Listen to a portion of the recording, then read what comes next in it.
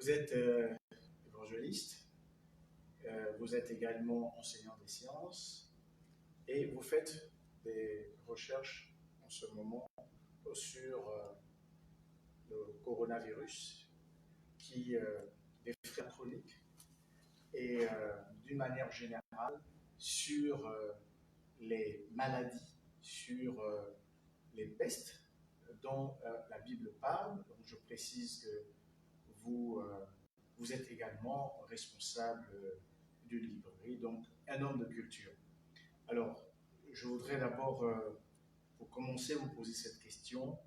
Qu'est-ce que le Covid-19, d'après les experts du ministère de la Santé? Merci de me donner la parole. Bonjour à tous, ou encore à tous. Soyez salués dans le nom de Jésus.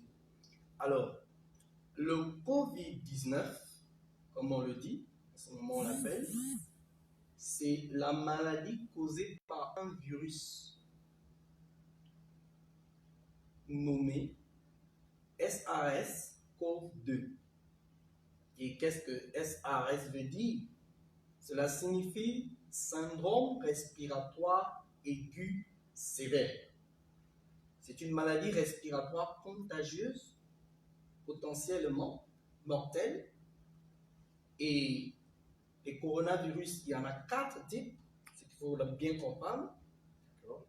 Parce que celui que le monde est en train d'être frappé, c'est un type et qui, pour les experts du domaine de santé, pourquoi ils n'arrivent pas à maîtriser la maladie, c'est parce que le virus mute, il change de forme. Et donc, on ne peut pas le cerner à 100%. Donc, c'est des maladies infectieuses respiratoires qui causent des rhumes sans gravité et qui peuvent créer des troubles digestifs. D'accord. Très bien, c'est assez clair. Et c'est donc une maladie qui, comme vous le dites, peut avoir des symptômes bénins.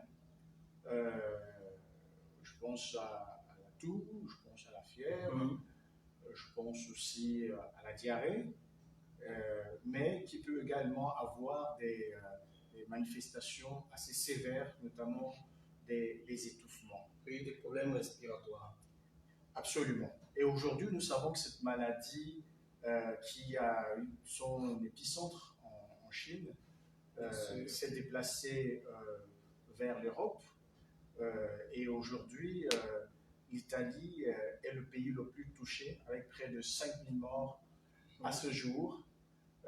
La France, un peu moins de 1000 morts, et avec plusieurs personnes contaminées. Nous savons également que la maladie est en train de migrer vers l'Afrique et que d'autres continents sont touchés, à savoir l'Amérique du Nord et l'Amérique du Sud. Alors, nous voyons que c'est un phénomène mondial. Oui, c'est un phénomène mondial. Et d'après vous, est-ce que la Bible parle de ce type de phénomène? Est-ce que la Bible parle de ce type de maladie? Et si oui, que dit-elle à ce sujet? Très bien. La Bible en parle. Et je voudrais vous inviter à lire la Bible dans le livre de Luc. Luc, le chapitre 21. D'accord. Et nous lirons le verset 10, le verset 11. Et nous verrons là le contexte dans lequel la Bible mentionne. Alors, la Bible nous dit ceci dans Luc, le chapitre 21, le verset 10 à 11. Alors, il leur dit, une nation s'élèvera contre une nation, et un royaume contre un royaume. Il y aura de grands tremblements de terre, et en divers lieux, des pestes et des famines. Il y aura des phénomènes terribles et de grands signes dans le ciel. Ici, il faut voir que c'est Jésus qui parle. Et là, il s'adressait à ses disciples, alors qu'ils sortaient du temple de Jérusalem. Alors les disciples étaient surpris lorsqu'ils montrent à Jésus le temple, et Jésus de leur dire, vous savez, il ne restera pas pierre sur ce temple qui ne soit pressé. Alors les disciples vont lui poser une question à 3 volets. Quand est-ce cela aura lieu? Quel sera le signe de ton avènement et la fin du monde? Alors pour les disciples, la destruction du temple, la fin du monde et également la venue de Jésus, ces signes étaient liés. Alors Jésus va dans ce fait commencer à citer comme ça des signes qui annoncent son retour. Et dans le verset 11 de Luc, il est précisé qu'il y aura de grands tremblements de terre. Et je précise que ce matin, il y a eu un tremblement de terre en Croatie et qui a enregistré un mort jusqu'à présent. Voilà encore une nouvelle qui nous montre que des phénomènes de ce genre vont se répéter. Maintenant, l'aspect dit il y aura des grands tremblements de terre et en divers lieux des pestes. L'expression peste, c'est là la question. Les pestes font référence à cela. Alors, la question qu'on peut se poser est de savoir, c'est quoi une peste? Et en quoi le Covid-19 peut être qualifié de peste? Absolument. Pour lier ce texte à la Bible. Et il est important de comprendre que c'est au pluriel, il dit les pestes. Donc, Jésus précise que des tremblements de terre, il met au pluriel pour montrer que ce ne sera pas seulement le cas du Covid-19, il peut y avoir une fréquence de plusieurs de ce genre. Alors, qu'est-ce qu'une peste? Le dictionnaire là-haut nous dit que c'est une grave épidémie, très grave épidémie infectieuse, une épidémie capable d'être contagieuse. Alors, si c'est une épidémie qui est capable d'être contagieuse, dans ce cas, le Covid-19 rentre dans le cas des pestes. Étant une maladie contagieuse, étant une épidémie qui a démarré à un endroit, et ce qui est fort, c'est qu'on dit que elle est devenue pandémique parce que le mot pandémie vient de 2 mots. C'est une composition d'un mot grec qui veut dire pandémos. Démos qui veut dire peuple, pandé qui veut dire au-dessus du peuple. C'est-à-dire que c'est une maladie qui se propage à travers tous les peuples. Elle est mondiale et c'est une peste, donc c'est une épidémie. Et dans ce sens, nous croyons que le Covid-19 rentre dans les signes des temps qui montrent que c'est une maladie contagieuse, épidémique, et qui peut toucher un grand nombre de personnes. Absolument, il y a plus d'une centaine de pays touchés à ce jour et nous avons déjà dépassé la barre de 10 000 morts à travers le monde. Alors, donc, la Bible parle bien des pestes et vous considérez que le Covid-19 est une forme de peste. Alors, la Bible parle-t-elle des pestes qui se sont manifestées dans l'histoire et si oui, dans quelles circonstances sont-elles apparues? Il y a eu plusieurs cas de peste. Nous avons par exemple une des épidémies qui frappait en leur temps, c'était la lèpre. La lèpre étant une maladie très contagieuse et elle pouvait se répandre dans tout le camp. C'était une forme de peste, une forme d'épidémie. Et nous avons également l'image en Égypte de la 6e plaie, lorsque vous voyez dans le livre de Exode chapitre 9, le verset 8 à 12, quand Dieu frappe les 10 plaies aux Égyptiens, on dit un ulcère a frappé aussi bien les animaux et les humains. Et c'est une maladie contagieuse. Pourtant, les magiciens dans le texte Exode 9, verset 8 à 12, n'ont pas pu se déplacer pour pouvoir essayer d'enlever cette peste. Donc la Bible parle de ces cas-là qu'ils ont vécu les enfants d'Israël. Comme ce cas, nous voyons une maladie contagieuse qui est en train de prendre beaucoup de personnes. Très bien, merci. Alors, aujourd'hui, est-ce que vous pouvez nous dire d'où vient cette peste de Covid-19 d'après les experts? Comment elle est parvenue jusqu'à faire autant de ravages comme... Alors, d'après les experts, c'est depuis décembre 2019. L'épicentre même de ce virus, de cette épidémie, c'est le marché de Wuhan. Il est très important de comprendre le marché de Wuhan. C'est un marché où on vend des animaux, des fauves, et de manière particulière, il y a près de 11 000 habitants. Donc il y a un grand trafic qui qui est mise à ce niveau dans le cas des ventes de plusieurs animaux. Maintenant, le problème de la maladie, c'est que, alors que ça, on a constaté certaines contaminations, les experts de l'Institut de virologie de Wuhan ont remarqué que cette maladie est d'origine animale. Elle était due au fait que certains animaux étaient porteurs de ce virus et ils soupçonnent 2 animaux, le pangolin et la chauve-souris. D'accord. Alors il faut comprendre aussi que là-dedans, ce n'est pas la première fois que cette maladie est apparue. Il y a déjà même en 2003, elle avait apparu et c'était la civette qui était responsable de cette maladie. Elle était apparue déjà en 2003. Et en Chine, elle a fait quand même beaucoup de morts. D'accord, mais c'est passé sous silence quand même, on n'en a pas autant parlé qu'aujourd'hui. Oui, parce que ça n'a pas eu tant d'impact comme celui-ci. C'est pourquoi ils ont mis Covid-2. Parce qu'il y en avait un premier. D'accord. D'origine animale et qui affectait les hommes. Donc on pense que bon, tous sont d'accord qu'elle est purement d'origine animale, du fait que le virus présente de manière génétique à près de 80% le même bagage que l'on retrouve présent chez la chauve-souris et le pangolin. Alors je voudrais aussi ajouter que il est d'ordre de ce niveau. Mais certains écologistes pensent que c'est le fait aussi que l'homme est tellement bouleversé l'écosystème que ces animaux, certains, comme la chauve-souris, s'est rapproché plus des habitations de l'homme. Alors l'homme en contact avec les fruits que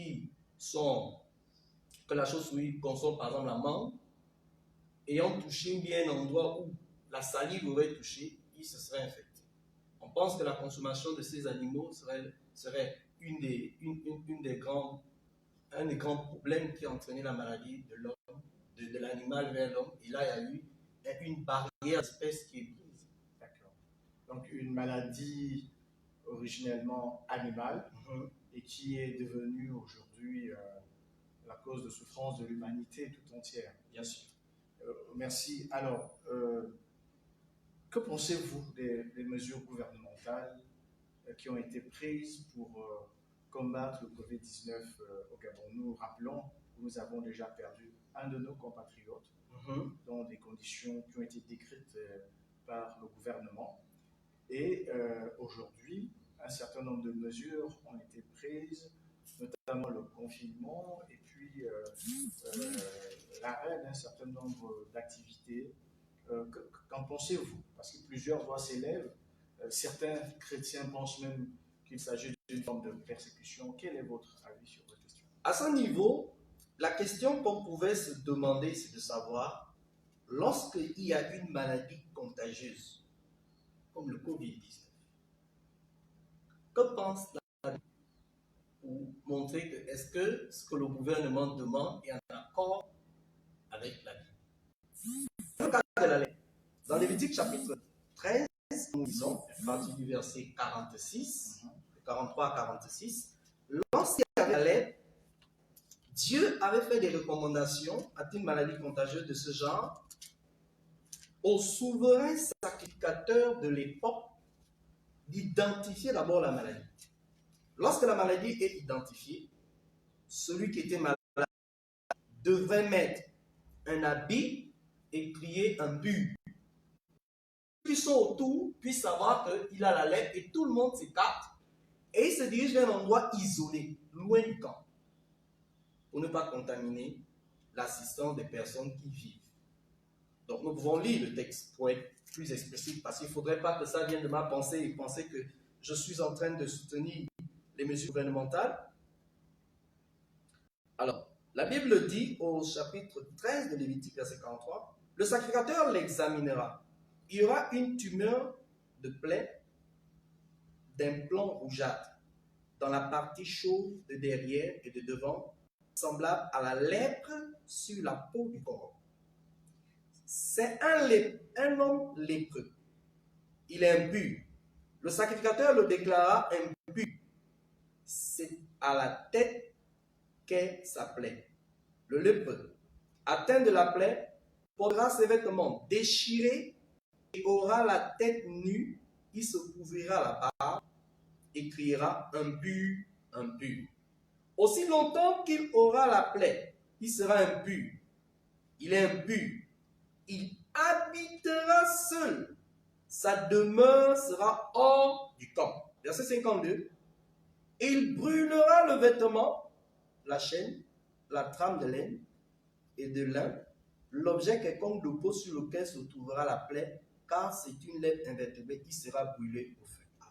Amen. Dans ce texte, vous voyez que, atteint d'une maladie contagieuse, on mettait le camp hors de danger en mettant le monsieur en quarantaine. Et on disait que le sacrificateur devait à chaque fois aller vérifier si la lèpre a disparu. Après le sacrifice qu'il devait faire. Je vous rappelle également que dans 2 Chroniques chapitre 26, le roi Osias fut frappé de la lèpre et il fut mis en quarantaine jusqu'à sa mort. Alors la lèpre étant une maladie contagieuse, comme le Covid-19. Et heureusement aujourd'hui pour nous, le Covid-19 se guérit. À l'époque, la lèpre n'avait pas encore de traitement. Oui, c'est-à-dire qu'à l'époque, il n'avait pas de médecin. Celui qui faisait office du personnel de santé, c'était le sacrificateur. Donc, ayant évolué dans un monde beaucoup plus développé comme le nôtre, les torts sont bien partagés. Nous avons le système ecclésiastique dans le domaine de la santé, dont les hommes en experts du domaine de la santé ont la pensée divine. De savoir que lors d'une maladie contagieuse, mettre en quarantaine la personne pour mettre en sécurité le camp. Tout à fait en phase avec les principes bibliques. En phase avec les principes bibliques pour éviter la propagation de la maladie. D'autre part, vous remarquerez aussi que en Égypte, lorsque les enfants d'Israël, Dieu frappait les enfants d'Israël, les Égyptiens, eux, ils étaient mis en quarantaine, c'est-à-dire ils étaient hors de la même cité. Parce que si un Égyptien était, par exemple, dans le camp des Israélites, il était à l'abri. Si une personne qui était israélite venait dans le camp des Égyptiens, soyez sûr, il devait être contaminé. Ce n'est pas parce qu'il était soi-disant enfant de Dieu qu'il n'est pas mis en contamination. C'est des problèmes d'hygiène. Dieu est dans la pensée d'hygiène. Pour éviter les problèmes de propagation de la maladie, je pense que les églises devraient se fermer. Pourquoi? Parce que remarquez que dans le cadre des enfants d'Israël, avec la lèpre, l'ulcère qui frappait, chacun était dans sa maison pendant que l'ange de la mort fait son travail. Exactement. Alors, monsieur